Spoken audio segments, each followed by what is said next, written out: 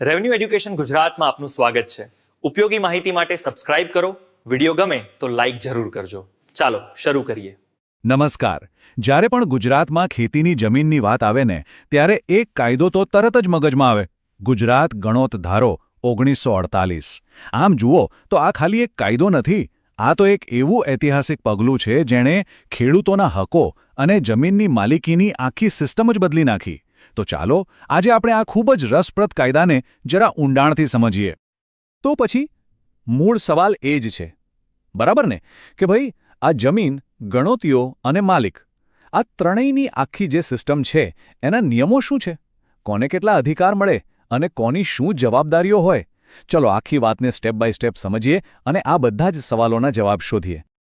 હવે જુઓ, કોઈ પણ કાયદાને સમજવો હોય ને તો સૌથી પહેલાં એ સમજવું પડે કે એને બનાવવાની જરૂર જ કેમ પડી.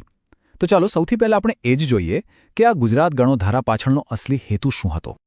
એકદમ સ્પષ્ટ, આ કાયદાના છે ને મુખ્યત્વે બે હેતુ હતા. એક તો જે ખેડૂતો બિચારા વર્ષોથી બીજાની જમીન પર મહેનત કરતા હતા એમનું શોષણ થતું અટકાવવું અને એમને એક પ્રકારની સિક્યોરિટી આપવી.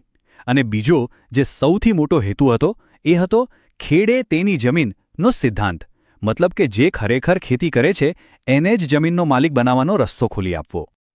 હવે આ કાયદાને બરાબર સમજવા માટે છે ને એમાં વપરાયેલા અમુક ખાસ શબ્દોને પકડવા પડશે. જેમ કે ખેતી એટલે શું, ગણોતીઓ કોને કહેવાય અને કાયમી ગણોતીઓ એટલે વળી શું. આ બધાનો અર્થ જાણવો ખરેખર ખૂબ જ જરૂરી છે. તો ચાલો પહેલાં એ જ ક્લિયર કરી લઈએ. તો પહેલો સવાલ, ખેતી એટલે શું? આ કાયદાની નજરે ખેતીનો મતલબ ખાલી અનાજ કે કપાસ ઉગાડવા પૂરતો નથી હો. એમાં બાગાયત પણ આવી જાય, એટલે કે ફળફૂલની ખેતી. અને એટલું જ નહીં, પશુઓ માટે ઘાસચારો ઉગાડવો એ પણ ખેતી જ ગણાય. હવે વાત કરીએ આખા કાયદાના હીરોની, ગણોતીઓ.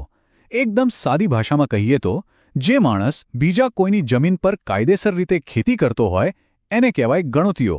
અને મજાની વાત તો એ છે કે આ કાયદાના મોટાભાગના નિયમો બન્યા જ એના રક્ષણ માટે છે. પણ અહીં એક નાનો ટ્વિસ્ટ છે. બધા ગણોતિયા એક સરખા નથી હોતા. કાયદો એક ખાસ કેટેગરી બનાવે છે, કાયમી ગણોતીઓ. આ એવા ગણોતિયા છે જેમને સામાન્ય ગણોતિયા કરતાં ઘણા વધારે મજબૂત અધિકારો અને સુરક્ષા મળેલી છે. એટલી બધી કે એમને જમીન પરથી હટાવવા એ લગભગ અશક્ય જેવું બની જાય છે. ઓકે, તો હવે આપણે આવીએ છીએ આ કાયદાના એકદમ હાર્ટ પર, એના હૃદય સમાન ભાગ પર.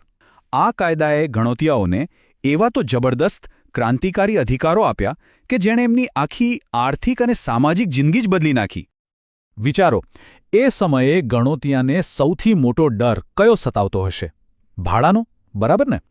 શું જમીનનો માલિક ગમે તેટલું મન ફાવે એટલું ભાડું માંગી શકે? વેલ, આ કાયદાએ આ શોષણને રોકવા માટે એકદમ ક્લિયર કટ નિયમ બનાવી દીધો. બસ ખાલી આ એક આંકડો મગજમાં ફિટ કરી દો, 5 ગણો. કાયદો એકદમ ચોખ્ખું કહે છે કે જમીન માલિક જે સરકારી જમીન મહેસૂલ હોય એના 5 ગણાથી વધારે ભાડું વસૂલી જ ન શકે. બસ આ એક જ નિયમે ગણોતિયાઓને કેટલી મોટી આર્થિક રાહત આપી દીધી હશે એનો અંદાજ લગાવી શકાય છે.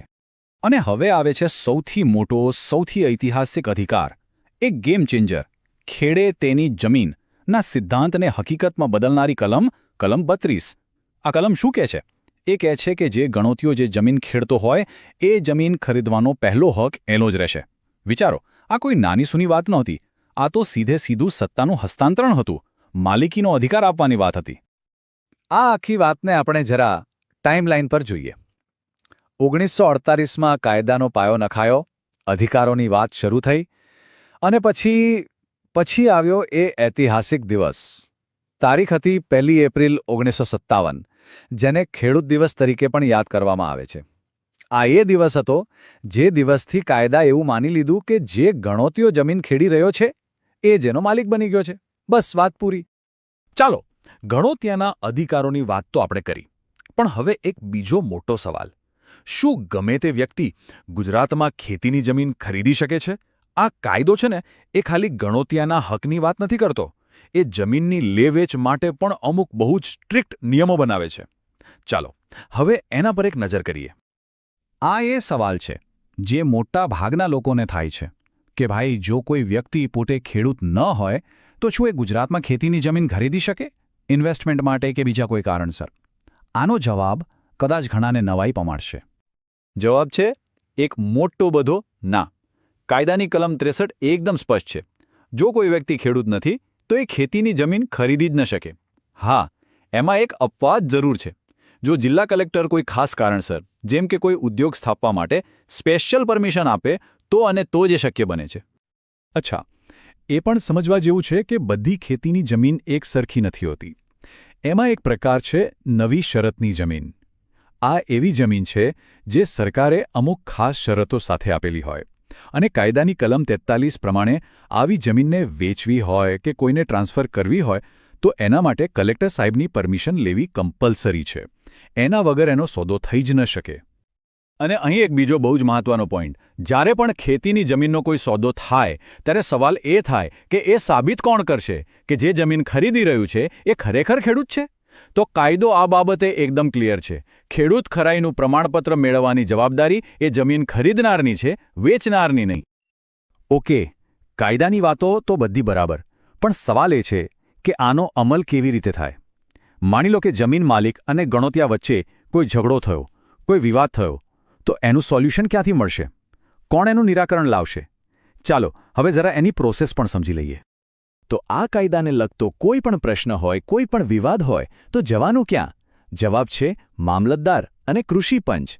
ભાડાનો ઝઘડો હોય, માલિકીનો કોઈ દાવો હોય કે પછી ખેતરના શેઢાપાડાનો કોઈ મુદ્દો હોય, બધી જ અરજીઓ અને કેસ અહીં જ ફાઇલ થાય છે. આની જે કાનૂની પ્રક્રિયા છે ને એ પણ એકદમ સિસ્ટમેટિક છે. જેમ કે કોઈ જમીન માલિક એમ જ ગણોતિયાને કાઢી ન શકે, એમનેમ નહીં. એના માટે કલમ 25 અને 29 પ્રમાણે આખી કાયદેસરની પ્રોસેસ કરવી પડે. અને એ જ રીતે જો કોઈ ગણોતિયો પોતાની મરજીથી જ જમીન છોડવા માંગતો હોય તો એણે પણ જમીન માલિકને 1 વર્ષ અગાઉ લેખિતમાં નોટિસ આપવી પડે. બધું નિયમ મુજબ જ ચાલે. તો આ આખી ચર્ચામાંથી આપણે શું શીખ્યા? જો 3 મુખ્ય વાતો યાદ રાખવાની હોય તો એ કઈ? પહેલી, ભાડું ફિક્સ, જમીન મહેસૂલના 5 ગણાથી વધારે નહીં. બીજી, ખેડે તેની જમીન, એટલે કે ગણોતિયાને જમીન ખરીદવાનો પહેલો કાયદેસર હક. અને ત્રીજી, બિનખેડૂત વ્યક્તિ ખાસ પરવાનગી વગર ખેતીની જમીન ખરીદી ન શકે. બસ આ 3 પાયા પર જ આખો કાયદો ઊભો છે. અને હવે અંતમાં એક વિચારવા જેવો સવાલ. આ કાયદો 70 વર્ષ કરતાં પણ વધારે જૂનો છે. તો શું આજના જમાનામાં, આજના બદલાયેલા ખેતીના માહોલમાં એ એટલો જ પ્રસ્તુત છે? જેમ જેમ સમય બદલાઈ રહ્યો છે, ખેતીની નવી નવી ટેકનિક આવી રહી છે, એવામાં આ કાયદાનું ભવિષ્ય શું હશે?